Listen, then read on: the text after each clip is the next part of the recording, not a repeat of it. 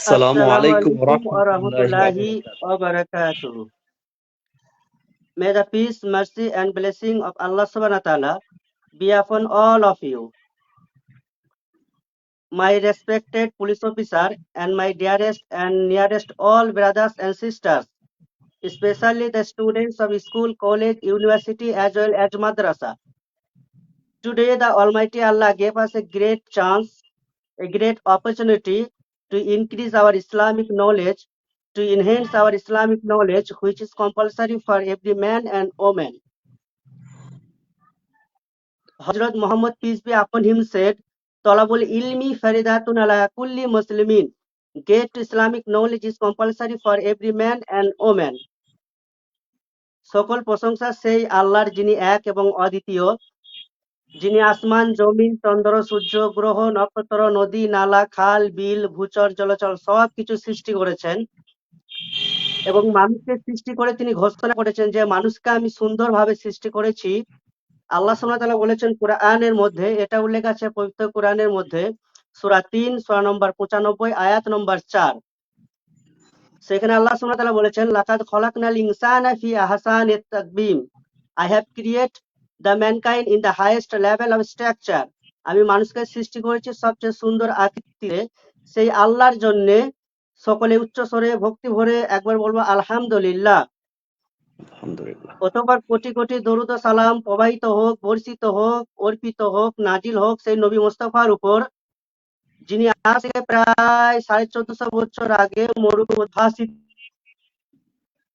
আব্দুল্লাহ ঘরে মা আমেনার কোলে বিশ্বাসীর জন্য আশিস ও কল্যাণ রূপে আছেন, যে নবী হয়ে যাবে এবং যেই নবীকে অস্বীকার করলে আপনাকে আমাকে চিরকালের জন্য জাহান্নামে যেতে হবে। সেই নবীর উপর কোটি কোটি দরুদ ও সালাম প্রবাহিত হোক, বর্ষিত হোক, নাজিল হোক। আজকে আপনারা সকলেই অবগত আছেন, আজকে আমাদের আলোচক হিসেবে আছেন বাংলাদেশের পুলিশ অফিসার। উনাকে অসংখ্য ধন্যবাদ এবং অন্তরের অন্তঃস্থল থেকে অভিনন্দন জানাই। উনি উনার মূল্যবান সময় থেকে কিছু সময় ইসলামের দাওয়াত পৌঁছায় দেওয়ার জন্য উনি আমাদেরকে সময় দিয়েছেন, উনাকে অসংখ্য ধন্যবাদ। তো আজকে আমি বেশি কিছু কথা বলবো না, বেশি ভূমিকা না দিয়ে সরাসরি ভাইজানের কাছে চলে যাব এবং ভাইজান আপনাদের সামনে আজকে আলোচনা করবেন। আজকের আলোচনার বিষয় হচ্ছে যুবক বয়সে ইবাদতের গুরুত্ব। আপনারা যদি কোরআন পড়েন তাহলে দেখবেন আল্লাহ সুবহানাহু ওয়া তাআলা কোরআনের মধ্যে বলেছেন সূরা জারিয়াত সূরা নম্বর 51 আয়াত নম্বর 56, সেখানে আল্লাহ সুবহানাহু ওয়া তাআলা বলেছেন যে আমি মানুষ এবং জিনকে সৃষ্টি করেছি শুধুমাত্র ইবাদতের জন্য। I have created the mankind and jinn only for worship me. আমি মানুষ এবং জিনকে সৃষ্টি করেছি আমার ইবাদতের জন্য। তো সেই ইবাদতের গুরুত্ব, বিশেষ করে যুবক বয়সে ইবাদতের গুরুত্ব সম্পর্কে ভাইজান বলবেন। আমি আর বেশি কথা বলবো না, সরাসরি ভাইজানের কাছে চলে যাব।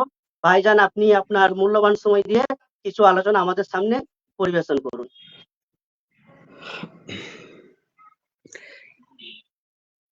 আসসালামু আলাইকুম ওয়ারাহমাতুল্লাহি ওয়া বারাকাতুহু। আলহামদুলিল্লাহি ওয়াহদাহ ওয়াসসালাতু ওয়াসসালামু আলা মান লা নাবিয়্যা বা'দা। ফাআউযু বিল্লাহি মিনাশ শাইতানির রাজীম। বিসমিল্লাহির রহমানির রহিম। ওয়া মা খালাকতুল জিন্না ওয়াল ইনসা ইল্লা লিয়াবুদুন। সকল প্রশংসা আল্লাহ সুবহানাহু ওয়া তাআলার জন্য। আলহামদুলিল্লাহ যে রব্বুল আলামিন এই পৃথিবীর জমিনে আমাদের সৃষ্টি করেছেন, আমাদের পাঠিয়ে অসংখ্য অজস্র নিয়ামত দান করেছেন। আলহামদুলিল্লাহ। দুরূদ ও সালাম পেশ করছি জনাবে মুহাম্মদ রাসূলুল্লাহ সাল্লাল্লাহু আলাইহি ওয়াসাল্লামের প্রতি। আল্লাহুম্মা সাল্লি আলাইহি আল্লাহুম্মা বারিক আলাইহি।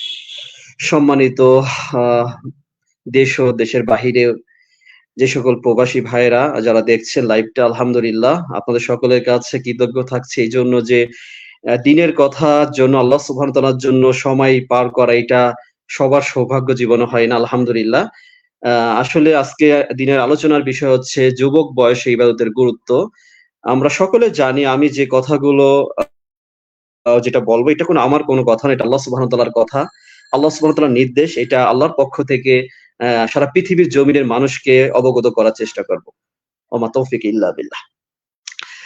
সম্মানিত দিনী ভাই বোনেরা, আলহামদুলিল্লাহ আমরা সকলে অবগত আছি যে আল্লাহ সুবহানাহু ওয়া তাআলা পৃথিবীর জমিনে মানুষ এবং জিন সৃষ্টি করেছেন শুধুমাত্র তার ইবাদত করার জন্য। কিন্তু আসলে আমরা জানা সত্ত্বেও আমাদের এই জীবনটা, এই হায়াত, যে হায়াত আমরা পৃথিবীর জমিনে পেয়েছি, এটা নির্দিষ্ট একটা সময় শেষ হয়ে যাবে। এটা আমরা সকলেই জানি। কুল্লু নাফসিন যায়কাতুল মাউত, আমাদের মৃত্যু হয়ে যাবে। এটা আমাদের নিশ্চিত, কিন্তু কখন কোন মুহূর্তে মৃত্যু হবে এটা আমরা জানি না। এইজন্য আমাদের মৃত্যুর জন্য পরিপূর্ণ প্রস্তুতি গ্রহণ করতে হবে।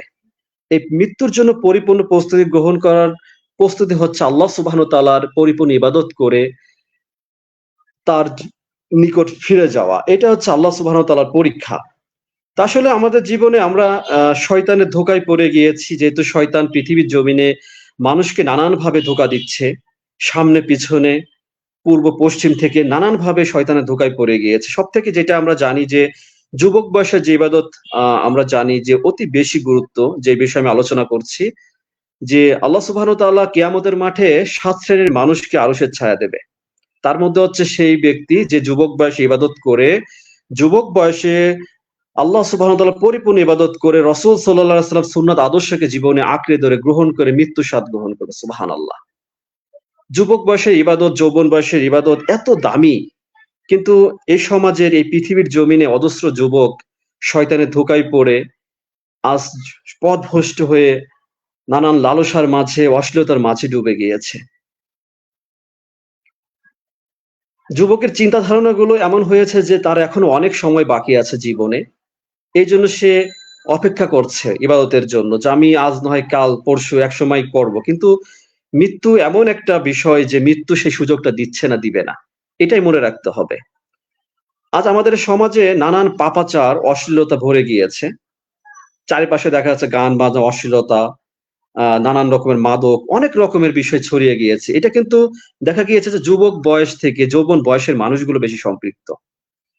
হারামে সম্পৃক্ত হয়ে গিয়েছে। আর হারামের মাঝে সম্পৃক্ত থাকলে কখনো ইবাদতের স্বাদ কখনোই খুঁজে পাওয়া যায় না। তো প্রিয় যুবক ভাইদের উদ্দেশ্যে আমি সংক্ষিপ্ত আলোচনা করছি। আপনারা যারা যুবক রয়েছেন, যারা লাইভটা দেখছেন, আশা করি যে আমার কথাগুলো আপনারা আল্লাহর জন্য মনোযোগ সহকারে শুনবেন, অন্তর থেকে অনুভব করবেন। আল্লাহ সুবহানাহু ওয়া তাআলা পৃথিবীর জমিনে যেহেতু আমাদের পাঠিয়েছেন তার ইবাদত করার জন্য, কিন্তু তার ইবাদত করে যদি আমরা আমাদের পৃথিবীর জীবনটা অতিবাহিত করি, তার ফলাফল কি হতে পারে? কারণ এই পৃথিবীর জীবনটা হলো ক্ষণস্থায়ী। এটা আমরা সকলেই জানি। একটা নির্দিষ্ট সময় আমরা চলে যাব, মৃত্যু হয়ে যাবে। মৃত্যুর পরে আমাদের নতুন একটা জীবন শুরু হবে, সেটা হচ্ছে কবর জীবন। কবর জীবনের পরে আমাদের জীবন হাসর জীবন, কিয়ামতের মাঠে আমাদের হিসাব নিকাশ বিচার হবে। সফল সেই হবে যাকে আল্লাহ সুবহানাহু ওয়া তাআলা জাহান্নাম থেকে দূরে সরিয়ে জান্নাতে প্রবেশ করাবেন। সুবহানাল্লাহ। সেই সফলতা লাভ করতে হলে কি করতে হবে? আল্লাহ সুবহানাহু ওয়া তাআলার আদেশ নির্দেশ মেনে চলতে হবে। আমাদের সমাজে অধিকাংশ যুবক যারা রয়েছে, তারা দেখা যাচ্ছে যে তাদের ভিতরে দ্বীনের শিক্ষার বড় অভাব। এই দ্বীনের শিক্ষাটার অভাব আজ কেন যুবকরা কেন মসজিদে তাদের অনুপস্থিত পাওয়া যায়? একটা কারণে যে তাদের পরিবার থেকে তাদের দ্বীন শিক্ষা তাদের দিচ্ছে না, তাদের তাদের প্রতি এক কথায় যে তাদের কঠোরতা দেখাচ্ছে না। আমরা জানি যে সলাত ফরজ হয় কখন? কোন বয়স থেকে শুরু হয়? যে ৭ বছর থেকে দেখা যাচ্ছে তাকে প্র্যাকটিস করানোর জন্য তাকে নেয়া হচ্ছে মসজিদে, পিতা-মাতা, এটা দায়িত্ব হচ্ছে পিতার। এবং দেখা যাচ্ছে যখন তার ১০-১২ বছর বয়স হবে তখন থেকে তার সলাত তার জন্য ফরজ হয়ে যায়, ইবাদত তার জন্য ফরজ। তখন থেকে যদি সে ফরজকে বাদ দেয় কোনোভাবে, যে আমি ফজর পড়বো না, জোহর পড়বো বা সলাত বাদ, তার আমলে তার জন্য গুনাহ লিপ্ত হতে থাকে। কিন্তু যুবকরা এই বয়সটা দেখা যাচ্ছে যে তারা গান বাজনা, অশ্লীলতার মাঝে, ফেসবুকিং, বিভিন্ন নারীদের সাথে সম্পৃক্ত অশ্লীলতার মাঝে ডুবে যাচ্ছে। এর একটা কারণ হচ্ছে পরিবারের শুরু থেকে পিতামাতা তাদেরকে দ্বীন শিক্ষাটা দিচ্ছেন, আল্লাহর ভয় তাদের অন্তরে প্রবেশ করাচ্ছে না। এজন্য আমাদের একটা আদর্শ পরিবারের দরকার। যদি আদর্শ পরিবার থাকে যেখানে পিতামাতা দ্বীনের পথে চলবে, দ্বীনের কথা বলবে, সন্তানও ঠিক ওই দ্বীনের পথে চলবে ইনশাআল্লাহ। তো আমাদের সমাজের যুবকরা আজ পরিবার থেকে, এই ইবাদত থেকে বঞ্চিত হয়ে যাচ্ছে। আমার এই মেসেজটা এটাই যে সারা পৃথিবীর জমিনে যারা আমার এই কথা শুনছেন বা শুনবেন, যে আমাদের পরিবার থেকে আমাদের সন্তানদেরকে ছোটবেলা থেকে আল্লাহ সুবহানাহু ওয়া তাআলা ইবাদত করার প্রতি মনোযোগী হওয়ার জন্য আগ্রহ প্রকাশ করতে হবে। আমাদের হতে হবে শিক্ষক।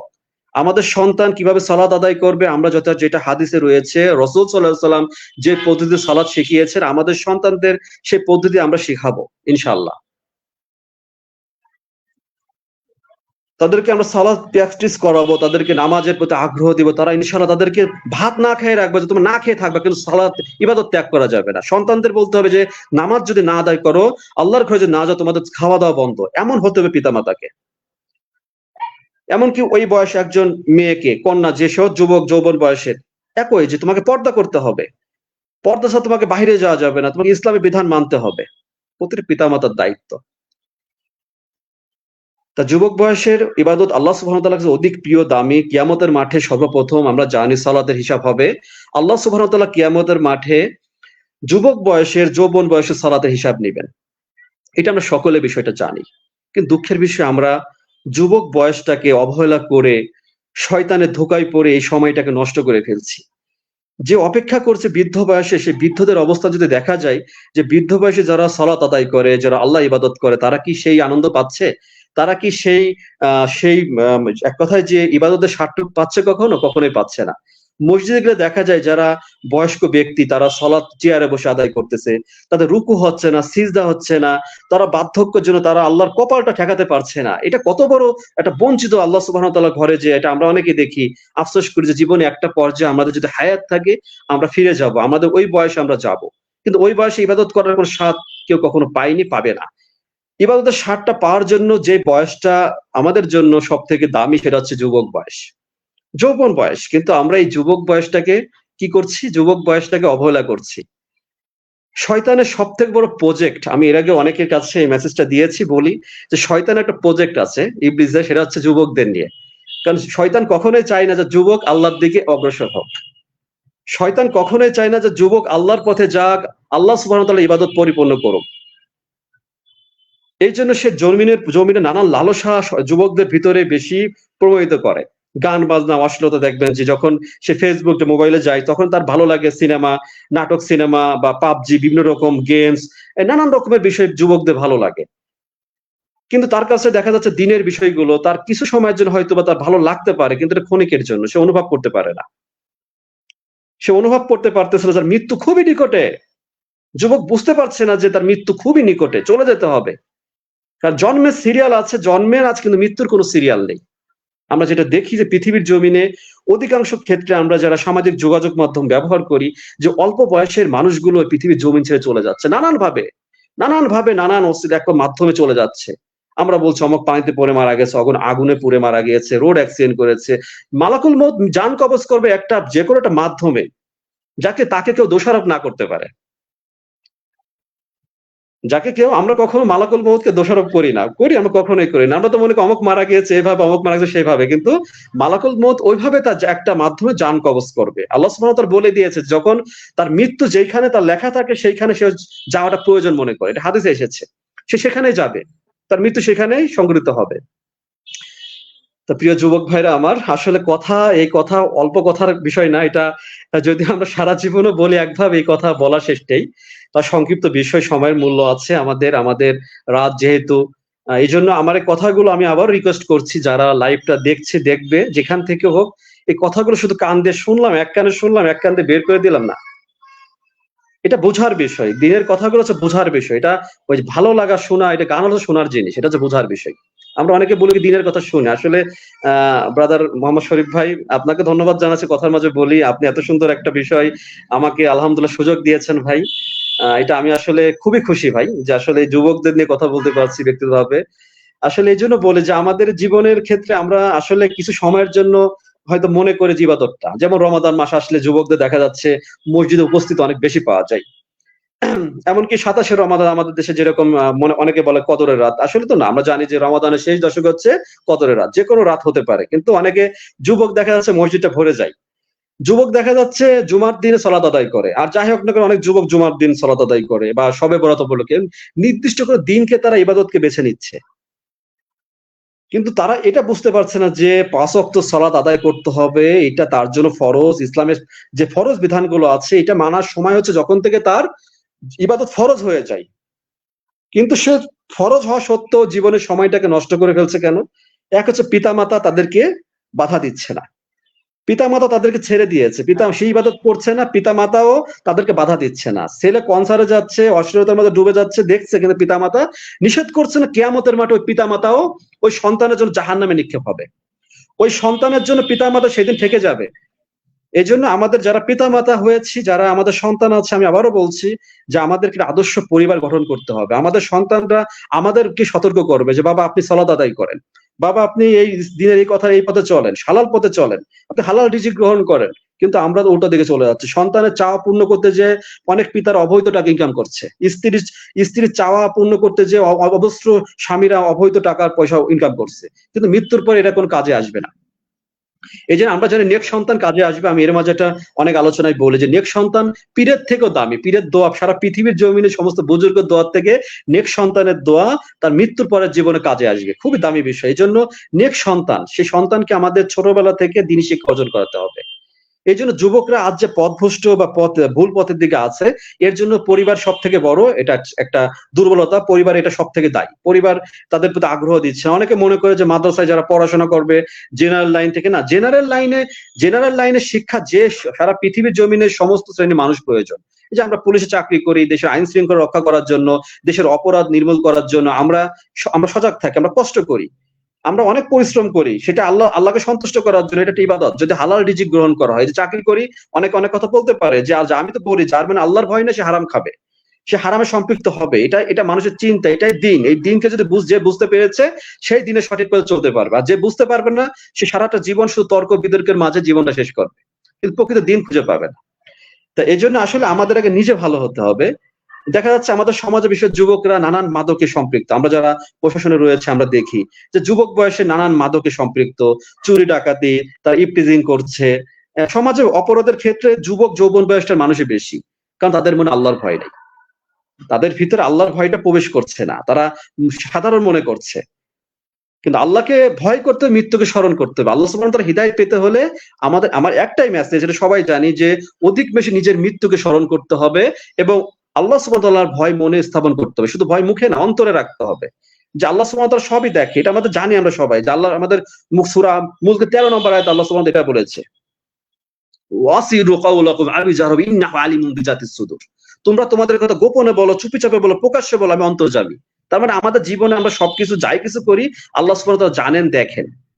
আমাদের দুজন লেখক আছেন, অনেকে বলে ফেরেশতা, দুজন লেখক বলেন, সম্মানিত লেখক আছেন। আমাদের প্রতিটা ক্ষেত্রে আমরা যে গোপনে, একজন যুবক ঘরের ভিতরে সে অশ্লীলতা, সে পর্নোগ্রাফি দেখছে, সে মনে করছে যে আমার তো কেউ দেখছে না, আমি তো একা একা দেখছি। কিন্তু কি হচ্ছে, আমাদের দুঘরে দুজন লেখক আছে, তারা কিন্তু টুকে রাখছে।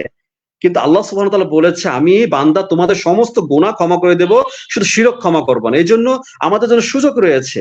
এই জন্য যারা যুবক, তোমরা যারা এখন আল্লাহ সুবহানাহু ওয়া তাআলার পথে যেতে পারো নাই, শয়তানের ধোঁকায় পড়ে গিয়েছো, শয়তান আটকে রেখেছে, জালে বন্দী করে ফেলেছে, এখনই সে জাল থেকে বেরিয়ে চলে আসো।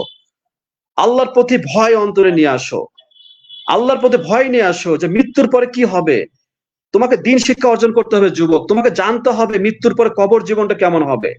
যুবক, তোমাকে এখন থেকে পড়াশোনা করতে হবে তোমার জেনারেলের পাশাপাশি, যে মৃত্যুর পরের জীবনটা কি হতে পারে, কবর জীবনটা কেমন হতে পারে, যে বেনামাজির মৃত্যুর মুহূর্তটা কেমন হবে, যার ঈমান থাকবে না তার মৃত্যুর মুহূর্তটা কেমন হবে, তার কবর জীবনটা কেমন হবে, তার হাসরটা কেমন হবে, জাহান্নাম কেমন হবে, প্রতিটা মানুষকে জানতে হবে। এই ভয়, আল্লাহর ভয় যদি তাকে, যদি মনে হয় যে ভয় কিভাবে মনে স্থাপন করবো, জানতে হবে। দুনিয়ার লালসাকে যুবক তোমাকে ত্যাগ করতে হলে অবশ্যই জান্নাতের বিবরণ তোমাকে জানতে হবে। দুনিয়ার লালসা, দুনিয়ার যে নারীর প্রতি অনেক যুবক যে আকৃষ্ট অল্প বয়স থেকে, যারা বলে প্রেম, আমাদের সমাজে রিলেশন বলে, হারাম রিলেশন। তোমরা যারা যুবক রয়েছে, আল্লাহর ইবাদতকে বাদ দিয়ে জীবনের সময়টা নানান ভাবে অশ্লীলতার মাঝে ডুবে গিয়েছো, প্রেম ভালোবাসার মাঝে আসক্ত হয়ে গিয়েছো। ইসলাম কি বলেছে? ইসলাম বিবাহিত জীবনকে হালাল করে দিয়েছে। তোমার বয়স হয়ে গিয়েছে, তুমি বিয়ে করো, তোমার রিজিকের ব্যবস্থা আল্লাহ সুবহানাহু ওয়া তাআলা করে দিবে যুবক, ইনশাআল্লাহ। তোমাকে বিয়ে করতে হবে, কিন্তু অশ্লীলতার মাঝে কোনো রিলেশন হারাম। কোন নারীর সাথে সময় কাটানো, যদি বলো যে এটা তো সমস্যা না, বিয়ে করবে একদিন তাকে, এমন কোন ইসলাম, এমন কোন নিয়ম, এমন কোন আদেশ ইসলাম কখনো দেয় নাই। এই যে অশ্লীলতাকে ডুবে থাকতে হবে। এই চোখের জিনা, অধিকাংশ যুবক চোখের জিনা আসক্ত হয়ে যায় বেশি। এই যে অ্যান্ড্রয়েড ফোনটা আমরা ব্যবহার করি, এটা ভালো না, এটা আসলে এটাই জান্নাত, এটাই জাহান্নাম। এর মাঝে অশ্লীলতা ডুবে আছে, মানুষ যেটা চায় সেটা দেখতে পাবে। কিন্তু আমরা দেখা যাচ্ছে অনলাইনটা, এই জগৎটাকে আমরা অনেকেই, অজস্র যুবক খারাপ দিকে অশ্লীলতার মাঝে চোখের জিনা আসক্ত হয়ে গিয়েছে। ইবনে মাজার একটা হাদিস এসেছে যে কিয়ামতের মাঠে অজস্র আমল ভেসে যাবে যখন চোখের জিনার জন্য তাকে জাহান্নামে নিক্ষেপ করা হবে। খুব ভয়াবহ একটা বিষয়। সে গোপনে আল্লাহর এমন পাপ করেছে, আল্লাহর আরশকে পেয়ে গিয়েছে। নাউজুবিল্লাহ মিন যালিক। এই জন্য আমাদের সকলকে, শুধু যুবক না, প্রতিটা মানুষকে আমাদের সচেতন হতে হবে। আমরা বাহিরে যেরকম একটা নারী দেখলে আস্তাগফিরুল্লাহ বলি বা মাথা নিচু করি, কিন্তু আমরা একাকিত্ব ঘরের ভিতর থাকলে আমরা পারছি না। যখন আমাদের ফোনটা থাকে, অ্যান্ড্রয়েড ফোন থাকে, আমরা একাকিত্ব থাকি, আমরা কিন্তু অশ্লীল নারী শয়তানের চক্র, আমি বলি যে ওটা হলো শয়তান, ওটা নারী না। ও যে বেপর্দায় আসতেছে দেখাচ্ছে, ওটা শয়তান দেখাচ্ছে, শয়তান ভেলকি দেখাচ্ছে চোখের জেনার জন্য, আল্লাহর পথ থেকে দূরে সরার জন্য। এই জন্য আমাদের বেশি বেশি আল্লাহর প্রতি ভয় নিয়ে আসতে হবে। এই জন্য যুবক বয়সী ইবাদত আল্লাহ সুবহানাহু ওয়া তাআলার কাছে অধিক প্রিয়। আমাদের মাথায় রাখতে হবে যে 7 শ্রেণীর মানুষ, এরকম বলেছি, কিয়ামতের মাঠ যেখানে সূর্য থাকবে 1 থেকে 2 মাইল উপরে, 1 থেকে 2 মাইল উপরে থাকবে, মানুষের ঘাম গলা পর্যন্ত, কান পর্যন্ত ডুবে যাবে, কত কঠিন অবধি, ইয়া নফসি, মানুষ পাগল হয়ে যাবে। 7 শ্রেণীর মানুষ সেদিন আরশের ছায়া পাবে, তার মধ্যে যুবক বয়সী ইবাদত। সুবহানাল্লাহ। প্রিয় যুবক ভাইরা আমার, সবথেকে একটা বিষয় আমাদেরকে চিন্তা রাখতে হবে যে এই বয়সটাকে নষ্ট করো না। মৃত্যু হয়ে গেলে তখন ফিরে আসার সুযোগ নেই। যে আমাকে যে আল্লাহ একবার সুযোগ দাও, একটু সুযোগ দাও, জমিনে ফিরে যেতে পারি, জীবনে বুঝেও বুঝি নাই, তখন আর সুযোগ হবে না। এখনো সুযোগ আছে। আল্লাহ সুবহানাহু ওয়া তাআলার দয়া আমাদের পাপের থেকে অধিক বেশি। সুবহানাল্লাহ। আমরা জীবনে কত পাপ করতে পারি, কিন্তু মালিকের দয়া রহমত অধিক বেশি। এজন্য আমাদের যতই আমরা যেটা পাপ করি, গুনাহ করি, যেটা হয়ে যাচ্ছে শয়তানের পক্ষ থেকে হয়ে যাচ্ছে, আমরা যেন ইস্তেগফার করি মন থেকে। আল্লাহ সুবহানাহু ওয়া তাআলার কাছে যেন আমরা তওবা করি, আত্মসমর্পণ। অনেকে আমরা ইস্তেগফার করি, তওবা করি, শুধু আস্তাগফিরুল্লাহ বলছি না। আল্লাহর কাছে অর্থটা বুঝে, তওবার অর্থ বুঝে ক্ষমা চেয়ে মালিকের, যেমন পুলিশের কাছে আমি এর আগে একটা আলোচনায় বলেছি যে যেমন আসামি হ্যান্ড ওভার করে, স্যারেন্ডার করে, ঠিক মালিকের কাছে আমাদের স্যারেন্ডার হতে হবে। আমাদের জীবনে পৃথিবী জমিনে যে নাজ নিয়ামত আমাদের দিয়েছেন, এর বিনিময়ে তাকে আমরা কিছুই দিতে পারছি না। এটা বড়ই সীমিত। যে যত বড়ই বুজুর্গ জমিনে থাকুক না কেন, ইবাদত করি না কেন, মালিকের দয়া রহমতের নিকট আমরা, ব্রাদার রাহুল ভাই, শরীফ ভাই, আসলে ভাই আমরা অল্পতেই আসলে চিন্তা করলে হয় যে আমরা আসলে পারছি না। আমরা বড় অকৃতজ্ঞ জাতি, আমরা অকৃতজ্ঞ মানুষ। আমরা যখন আল্লাহ সুবহানাহু ওয়া তাআলা আমাদের যখন ভালো রাখেন, তখন আমরা যখন মানে এক কথায় যে তখন আল্লাহকে চিনি না। আনন্দের মুহূর্তে জীবনে যখন আমরা কষ্টে বিপদে পড়ি, তখন আল্লাহকে শুধু ডাকি, বাঁচাও বাঁচাও। এটা আল্লাহ সুবহানাহু ওয়া তাআলা আপনি জানেন, কোরআন কারিমে বলেই দিয়েছে যে বান্দা যখন বিপদে পড়ে তখন শুধু আমাকে চায়, আমার সাহায্য চাই। কিন্তু বিপদ কেটে গেলে বলে অমুক ডাক্তার বাঁচাইছে, অমুক মেম্বার সাহেব বাঁচাইছে, অমুক চেয়ারম্যান বাঁচিয়েছে, অমুক নেতা বাঁচাইছে। কিন্তু আসলে এই যে আমরা যে আল্লাহর সাথে আমরা শিরক গুলো করি, আল্লাহ সুবহানাহু ওয়া তাআলা কিভাবে আল্লাহ আমাদের ক্ষমা করবে? তবে মালিক চাই যে আমরা যেন ইস্তেগফার করি, আমরা যেন ইস্তেগফার করি, আমরা যেন আসলে এই কথাগুলো যেটা বলছে এটা সাধারণ কথা, সহজ কথা। আমাদের বড় বড় আলেমে দ্বীন যারা রয়েছেন, আমাদের শায়েখ, যা দেখা যাচ্ছে আমাদের বড় বড় শায়েখ আব্দুর রাজ্জাক বিনচুর সাহেব, মুজাফফর মস ডক্টর, তারা সমস্ত আলেমরা আমাদের জমিনে যারা রয়েছেন, মুনজির ইলাহি ডক্টর, তারা সকলে কিন্তু আমাদের সই কথাগুলো আমাদের যুবকদের জন্য শিরক বিদাত থেকে দূরে সরে থাকার জন্য আহ্বান করে যাচ্ছেন। আমরাও করছি যে আমাদের প্রথম থেকে জানতে হবে প্রকৃত দ্বীনকে, যুবকদের জানতে হবে। শুধু সালাত পড়ে গেলাম না, প্রকৃত দ্বীনকে জীবনে গ্রহণ করতে হবে শুরু থেকে। তার আকীদা বুঝতে হবে, তাওহীদ বুঝতে হবে, তাকদীর বুঝতে হবে, সবই বুঝতে হবে। জীবন তার বিশুদ্ধ করতে হবে। পানি যেরকম একটু পানিতে ময়লা থাকলে আমরা কি করি, খেতে চাই না, পানিটা ফেলে দিই। কিন্তু আমাদের আকীদা যদি বিশুদ্ধ না হয়, যদি ময়লা থাকে, তাহলে সেটাও আল্লাহ সুবহানাহু ওয়া তাআলার কাছে গ্রহণযোগ্য হবে না, ভালো লাগা হবে না। এই জন্য আমাদেরকে বিশুদ্ধ আকীদা গ্রহণ করতে হবে, শিরক বিদআত সম্পর্কে জানতে হবে। রাসূল সাল্লাল্লাহু আলাইহি ওয়াসাল্লাম সুন্নতকে জীবন ছোট প্রথম থেকে আঁকড়ে ধরতে হবে, যুবক থেকেই। এটা এমন না যে বৃদ্ধ বয়সে 40-50 বছর 60 বছর হয়ে গেলে আমি পাবো, কিন্তু মৃত্যু সেই সুযোগ দিবে না। তখন ইবাদত, তখন কারোর প্রতি স্বাচ্ছন্দ্য আসবে না। এই জন্য সম্মানিত যুবক ভাইরা আমার, যারাই শুনছো, আবারও বলছি, আর সময় নেই, আর সময় নেই, অপেক্ষা করার সময় নেই, যে আগামীকাল থেকে শুরু করব। আগামীকাল থেকে শুরু করবো। আজ যা বাদ দিয়েছি, এশার পড়লে আমরা ফজর থেকে ফজর জীবনে যে আসবে এর কোনো গ্যারান্টি আমরা জানি আসবে না। যদিও আসে, তারপর আল্লাহ সুবহানাহু ওয়া তাআলার সাথে আমরা ধোঁকা দিচ্ছি। তাকে প্রতিজ্ঞা করছি, হয়তো মানে মুখে বলছি ফজর থেকে শুরু করব, ফজর আসলে পারছি না। কারণ আছে আমরা রাত ভরে অশ্লীলতার মাঝে ডুবে থাকি, সময়টাকে নষ্ট করে ফেলি। আমরা সময়গুলো নষ্ট করে রাত্রে মোবাইলের মাঝে ডুবে থাকি, নানান গান বাজনার মাঝে ডুবে থাকি, তখন ফজরের সময় ঘুম ভাঙে না, তখন অজুহাত দিয়ে ঘুম তো ভাঙে নাই। যদি রাত্রে যদি সুন্দর নিয়ত করি, দোয়া দরুদ পড়ি, পবিত্র হয়ে ঘুমাই, আল্লাহ সুবহানাহু ওয়া তাআলা নিশ্চয় আমাদের ইবাদতের পথটাকে সহজ করে দিবে। এই জন্য যারা যুবক তোমরা কঠিন মনে করছো ইবাদতটাকে, তোমরা মন থেকে চাচ্ছ না বলে তোমাদের কাছে ইবাদতটা কঠিন মনে হচ্ছে। আল্লাহর কাছে চাও যে মালিক, আমার ফরজ ইবাদত আমার জন্য, আমি না খেয়ে মরে যাব, আমি না খেয়ে থাকবো, জীবনে কিছুই প্রয়োজন নেই, পিতার সম্পদ, জমিনে কোনো কিছু প্রয়োজন নাই, এই জমিনে অনেক অজস্র নারী আছে, আমার জন্য যেটা হালাল সেটা আমি জীবনে গ্রহণ করব। আমার মৃত্যুর পরে জীবনে প্রকৃত জীবন, চিরস্থায়ী সুখের জীবন, ওই জীবনের জন্য আমি প্রস্তুতি গ্রহণ করব। আল্লাহ সুবহানাহু ওয়া তাআলা ওই বান্দার জন্য সবকিছু সহজ করে দিবেন। সুবহানাল্লাহ। সুবহানাল্লাহ। আল্লাহ আল্লাহ ওই বান্দার জন্য সবকিছু সহজ করে দিবে, কিন্তু আমরা কঠিন মনে করি। বান্দা আল্লাহ, আমরা যদি আল্লাহ থেকে এক হাত এগোই, আল্লাহ সুবহানাহু ওয়া তাআলা আমাদের দুই হাত এগোবে। সুবহানাল্লাহ। এটা অনেক বড় কিছু, কিন্তু আমরা অনেকে মনে করি যে আসলে সব কঠিন মনে হয়। একজন বেনামাজের কাছে নামাজ বড় কঠিন মনে হয়। যদি বলা হয় হিমালয় পর্বত উঠা লাগবে, তার কাছে সহজ, কিন্তু এই নামাজ তার কাছে বড়ই কঠিন। ঠিক। এটাই বিষয়। তার মানে ইমান তার দুর্বল, এই জন্য তার কাছে বড় কঠিন মনে হয়। সময়টা মনে হচ্ছে অনেক বেশি আছে, আসলে সময় নেই। আমাদের 100 বছর আগের মানুষগুলো জমিনের বুকে নিয়ে তারা চলে গিয়েছে, আমরা থাকবো না। এই পৃথিবীর জমিনে আল্লাহ সুবহানাহু ওয়া তাআলা পাঠিয়েছেন, নানান ভাবে পরীক্ষা করছেন। আল্লাহ তো সূরা মুলকে 2 নম্বর আয়াতে বলেই দিয়েছেন, আমি জীবন এবং মরণ সৃষ্টি করেছি তোমাদের পরীক্ষা করার জন্য, কে তোমাদের মধ্যে পরমে উত্তম। আল্লাহ সুবহানাহু ওয়া তাআলা বলেই দিয়েছেন, প্রশ্নবোধ কোরআনুল কারীমের মাঝে সমস্ত বিষয় পৃথিবীর জীবনে আমাদের কাছে আলোচনা শোনার কোনো প্রয়োজন নেই কারো জমিনে। যদি কোনো ব্যক্তি যদি কোরআনুল কারীমের অর্থটা যদি সে জানে, তার অন্তরে লালন করতে পারে, এই পৃথিবীর জমিনের পথগুলো সে কিভাবে চলবে, সুন্দরভাবে চলবে কিভাবে, কোন পদ্ধতি, রাসূল সাল্লাল্লাহু আলাইহি ওয়াসাল্লাম সুন্নাত আদর্শ যদি সে জানে, মানে তার কাছে তার জানার প্রয়োজন নেই, তার অশোনার প্রয়োজন নাই। এটাই বাস্তব। কিন্তু আমরা তো আসলে দ্বীনি শিক্ষা অর্জন করি না। দ্বীনি শিক্ষা অর্জন করা ফরজ।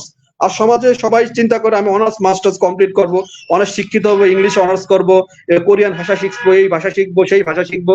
কিন্তু আসলে আমাদের জন্য যে একজন মুসলমান দ্বীনি শিক্ষা অর্জন করা ফরজ, আমরা কত বড় লাঞ্ছিত, লজ্জিত, আমরা ঘৃণিত মানুষ। আমরা আল্লাহর এই আদেশকে আমরা অমান্য করে যাচ্ছি। আর দ্বীন শিক্ষা নেই বলে আজ সমাজে বিদআত ছেয়ে গিয়েছে, শিরক ছেয়ে গিয়েছে। আজ আমরা বুঝতে পারছি না যে কোন পথটা সঠিক পথ। শয়তানের পথটাকে সঠিক মনে হচ্ছে, বাম পথটা সঠিক মনে হচ্ছে, ডাইন পথটা ভুল মনে হচ্ছে। কিন্তু ডাইন পথটা হলো সরল পথ, ইহদিনাস সিরাতাল মুস্তাকিম, এটা সরল পথ। কিন্তু আমরা ডাইন পথে না যেয়ে বাম পথে চলে যাচ্ছি। কেন যাচ্ছি? কারণ আমরা দ্বীন সম্পর্কে আমাদের সজাগ নিয়ে আমরা প্রকৃত দ্বীন বুঝতে পারছি না। কিন্তু দ্বীন হচ্ছে সহজ, একদম সহজ, পরিপূর্ণ করে দেওয়া হয়েছে। সমস্ত প্রশ্ন পরীক্ষা যদি আমরা যদি উত্তর না জানি, পরীক্ষার হলে গেলে তো অনেক কঠিন হয়, কি লিখবো কি লিখবো, কি আসবে কি আসবে। কিন্তু আল্লাহ সুবহানাহু ওয়া তাআলা আমাদের জন্য বান্দাদের, আল্লাহ সুবহানাহু ওয়া তাআলা কখনোই চায় না যে বান্দা তুমি জাহান্নামে যাও। আল্লাহ সুবহানাহু ওয়া তাআলা কখনো চাইবে না কিয়ামতের মাঠে আল্লাহ সুবহানাহু ওয়া তাআলা বান্দাকে জান্নাতে নেওয়ার জন্য নানান কিছু খুঁজবে, নানান অপশন খুঁজে দেখবে। যখন দেখবে ফরজের ঘাটতি রয়েছে, তখন দেখবে তো সুন্নাত নফল ঠিক আছে কিনা। মালিকের দয়া, সুবহানাল্লাহ, কত বড় দয়া! এটা বর্ণনা করার মতো ক্ষমতা, যোগ্যতা আমার নেই। আমি যতই বলি না কেন, এটা আসলে এটা মালিকের দয়ার রহমত। এতটুকুই বুঝি যে আমাদের তিনি যে নিয়ামত দিয়েছেন পৃথিবীর জমিনে। কিছুদিন আগে প্রচন্ড গরম ছিল, প্রচন্ড গরমে মানুষের অস্বস্তি ছিল, কত কষ্ট, কত মানুষ সালাদের জন্য, বৃষ্টির জন্য দোয়া করেছে, নামাজ সালাত আদায় করেছে। আলহামদুলিল্লাহ, এখন জমিনটা দেখেন একটা, আমি কালকে সব এসি হয়ে গিয়েছে, এখন কালকে রাতে নাইট ডিউটি করেছে, আলহামদুলিল্লাহ। কত সুন্দর পরিবেশ, মনে হচ্ছে যে এসির ভিতরে আছি। গরিবের তো সবার এসি কেনার সামর্থ্য হয় না, কিন্তু মালিকের দরবার থেকে আল্লাহ সুবহানাহু ওয়া তাআলা সকলকে দিয়ে দিয়েছে। দেখো, অনুভব করো। তো এই এই ঋণ, এই যে খাচ্ছি আমরা যে নিয়ামত খাই, যে রাতের খাবার, সকালে খাচ্ছি, খাওয়াচ্ছে কে? রাব্বুল আলামিন খাওয়াচ্ছে। মালিক এত নিয়ামত দিয়েছে, এত সুস্থ রেখেছে, চোখ দিয়েছে পৃথিবীটা দেখার জন্য। যে নিঃশ্বাস কি মূল্য করোনা মহামারীর সময় আমরা দেখেছি। করোনা মহামারীর সময় আমরা দেখেছি, করোনা মহামারীর সময় মানুষ একটু অক্সিজেনের জন্য মানুষ ছোটাছুটি করতো। মানুষের কোটি কোটি টাকার বিনিময়ে, মানুষ অক্সিজেনের বিনিময়ে মানুষ বাঁচতে পারেনি, অনেক শিল্পপতি কোটিপতি চলে গিয়েছে। কিন্তু আল্লাহ সুবহানাহু ওয়া তাআলা এই জমিনের মানুষ, অজস্র মানুষ যারা আল্লাহকে ভয় করেছে, তারা আল্লাহর পথে এসেছিল। আর যারা করোনাকে ভয় করেছিল, তারা আসতে পারে নাই। তারা মাস্ক পরেছে, হ্যান্ডস, অনেক কিছু করেছে। আমরা দেখেছি বাস্তব জীবনটা, যে মানুষ মৃত্যুকে ভয় করেছিল তখন, কিন্তু ইমানদাররা তখন আল্লাহকে ভয় করেছে। অজস্র যুবক করোনা মহামারীর সময় আল্লাহর পথে ফিরে গিয়েছিল, সুবহানাল্লাহ। আলহামদুলিল্লাহ, দেখেছি অজস্র যুবক তখন হিদায়াতের পথে এসেছে, কারণ সে তো যেতে চেয়েছে বলে আল্লাহ হিদায়াত পেয়েছে। অনেকে মনে করে যে আমি তো হিদায়াত পাইনি, এই জন্য আমি আল্লাহর পথে কিভাবে যাব। হিদায়াত আমরা সকলে পেয়েছি, দিস মেসেজ, সবাই আমরা হিদায়াতের পথ পেয়েছি, কিন্তু চলছি না, দাঁড়িয়ে আছে ওই পথে, আমরা চলতে চাচ্ছি না। আমরা হিদায়াত আল্লাহ ছেড়ে দিয়েছে, তোমার হিদায়াতের পথ চলো, চলতে পারছি না। যা হোক, যুবক বয়সের ইবাদত আল্লাহ সুবহানাহু ওয়া তাআলার কাছে অধিক প্রিয়, দামি, নিঃসন্দেহে সকলে জানি। এই ফিরে পাওয়া যাবে না, সময় চলে যাচ্ছে, বয়স হয়ে যাবে। এই যে আমাদের বয়স একটু একটু করে প্রায় 35 বছর হয়ে গিয়েছে, চলে যাবে, একদিন মৃত্যু যখন তখন হয়ে যাবে। যে আমল করছি এটাই আমার মৃত্যুর পরে কাজে আসবে। এই সম্পদ, টাকা পয়সা, ক্ষমতা, এটা কিছুই থাকবে না, এটা আমার সাথে যাবে না। উত্তম আচরণ, কিয়ামতের মাঠে একটি আমল সব থেকে ভারী হবে, উত্তম আচরণ। সকলে যেন আমরা উত্তম আচরণ করি। যুবক বয়স, যুবক যেন সালামে অগ্রসর থাকে, সকলকে সালাম প্রদান করে। মনকে পরিষ্কার করতে হবে, ভালো পরিবেশ থাকতে হবে যুবকদের, যে আমি যেখানে সালাত আদায় করা যায়, আমার যে বন্ধুগুলো সালাত আদায় করে, সেই পরিবেশে থাকতে হবে। যে সমস্ত বন্ধু বান্ধব গান বাজনা, বিড়ি সিগারেট, মাদকে সম্পৃক্ত থাকে, সেখান থেকে সরে আসতে হবে। আল্লাহ তাদের মেসেজ দিতে হবে, আল্লাহকে ভয় করো। এটাই জীবন আমাদের। এভাবেই দিনকে, আমাদের দিনের পথে ফিরে আসতে হবে, আল্লাহকে সন্তুষ্ট করার জন্য। জীবন জীবন এভাবে সুন্দর হয়ে যাবে ইনশাআল্লাহ, মৃত্যুর পরের জীবন সফল হবে ইনশাআল্লাহ। আল্লাহ সুবহানাহু ওয়া তাআলা আমাদের দিনের সঠিক পথে চলার তৌফিক দান করুন। আমিন। আমিন। শরীফ ভাই, আর কোনো কিছু কি আলোচনার প্রয়োজন আছে? আর কি না, কথা বলবো সময় তো নাকি হয়ে আমাকে গেছে অনেক অলরেডি। না, সময় তো অলরেডি হয়ে গেছে। তো খুব সুন্দর আহ, আলোচনা করেছেন যুবকদের উদ্দেশ্যে। আমার নির্ধারিত সময় থাকে 20 মিনিট। তো আপনি 20 মিনিটের চেয়েও বেশি বলেছেন, আলহামদুলিল্লাহ, আপনাকে অসংখ্য ধন্যবাদ। সত্য জাযাকাল্লাহ। ব্যস্ততা কাটিয়ে আপনি আমাদেরকে সময় দিয়েছেন, এই জন্য আপনার প্রশংসা করে আমরা শেষ করতে পারবো না। আপনাকে অসংখ্য ধন্যবাদ। সকল প্রশংসা আল্লাহ সুবহানাহু ওয়া তো তাআলা, ভাই আমার কোনো আমি প্রশংসা করবেন না। আল্লাহ প্রশংসা, আচ্ছা, আচ্ছা আল্লাহর ভাইজান। কথা ইনশাআল্লাহ। আচ্ছা, আচ্ছা। তো খুব ঠিক সুন্দর আছে ভাই। আলোচনা করলেন। এই আলোচনাটা আসলেই যুবকদের জন্য খুবই আকর্ষণীয় হবে এবং যুবকদের জন্য এতটাই আকর্ষণীয় হবে, যদি তারা মনোযোগ দিয়ে এই আলোচনাটা শ্রবণ করে, ইনশাআল্লাহ তারা সত্যটা জানতে পারবে এবং সত্যের মানে পথে তারা ফিরে আসতে পারবে। তো সকলের কাছে রিকোয়েস্ট, আলোচনাটি শুরু থেকে শেষ পর্যন্ত শ্রবণ করবেন এবং আপনারা বেশি শেয়ার করে দিবেন, যাতে আপনাদের শেয়ারের জন্য আরো মানুষ জানতে পারে এবং তারা সত্যের পথে, ইসলামের পথে ফিরে আসে।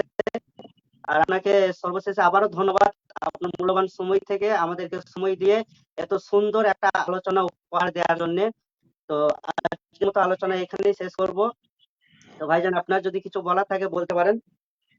জি, অবশ্যই ধন্যবাদ জানাচ্ছি ব্রাদার মোহাম্মদ শরীফ ভাইকে। আমি অসংখ্য ধন্যবাদ ভাই। ভারত থেকে সুন্দর একটা, আসলে আমরা দেশে থাকি, বাংলাদেশ থাকি, ভারতবাসী সকলের জন্য দোয়া থাকলো। যখন মুসলমান যারা প্রবাসে রয়েছেন, প্রবাসী সকল মুসলমানের প্রতি আমার প্রতিটা শ্রেণীর মানুষকে, যে কোনো ধর্মের মানুষের প্রতি ভালোবাসা থাকলো। আসলে আমরা মানুষ, আমরা আল্লাহ তাআলা বলে দিয়েছে তো ধর্ম নিয়ে বাড়াবাড়ি করো না। আমরা সমাজে বসবাস করব, আমাদের রক্ত এক। ইনশাআল্লাহ আমাদের মুসলমানের আমাদের সৌন্দর্যতা দেখে অনেকে আমাদের ধর্মকে গ্রহণ করবে ইনশাআল্লাহ, বিশ্বাস রাখি।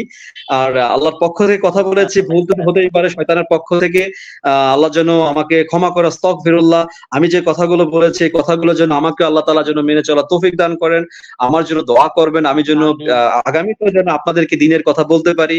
এমন আমার অনলাইনে আমি সবসময় কথা বলি, দিনের কথা বলি ইনশাআল্লাহ। আপনাদের দিনের সাথে আমার জন্য দোয়া করবেন। আল্লাহ সুবহানাহু ওয়া তাআলা যেন আমাদের দিনের সঠিক পথে চলা তৌফিক দান করেন, একজন প্রকৃত মুসলিম হয়ে মৃত্যুর স্বাদ গ্রহণ করার তৌফিক দান করেন। আমিন। আসসালামু আলাইকুম ওয়া আমিন। রাহমাতুল্লাহি ওয়া বারাকাতুহু। ওয়ালাইকুম সালাম ওয়া রাহমাতুল্লাহি ওয়া বারাকাতুহু। তো আপনারা ভাইজানের আলোচনাটা শ্রবণ করলেন। ইনশাআল্লাহ এই আলোচনা থেকে আপনাদের অনেক উপকারে আসবে। তো আলোচনা আজ আর বেশি দীর্ঘায়িত করব না, এখানেই আলোচনা শেষ করব। সকলে ভালো থাকবেন, সুস্থ থাকবেন, সাথে থাকবেন। যাওয়ার আগে প্রতিদিনের মতো আরো একবার বলে দিই, যদি বলার মধ্যে কোনো ভুল এবং ত্রুটি হয়ে থাকে আমি ক্ষমা প্রার্থী। সকলে আমার জন্য দোয়া করবেন এবং সকলে আমার জন্য এটা দোয়া করবেন যে ভাইজান যে কথাগুলো বললেন সেগুলো যাতে সর্বপ্রথম আমাকে এবং আপনাদেরকে আমল করার তৌফিক দান করেন। এখানেই আলোচনা শেষ করছি। আসসালামু আলাইকুম ওয়া রাহমাতুল্লাহি ওয়া বারাকাতুহু।